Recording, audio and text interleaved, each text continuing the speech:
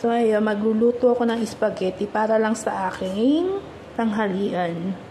Pero lulutuin ko na rin yung para sa hapunan na ginisang tawag ito, singkamas, lagyan ng mushroom, sibuyas at mamoy na giniling.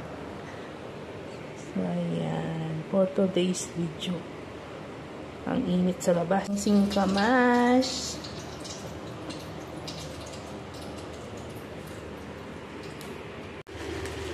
Yan ang ating tanghalian. Ating singkamas. Yung isang singkamas. Yan, nilagay na natin yung mushroom.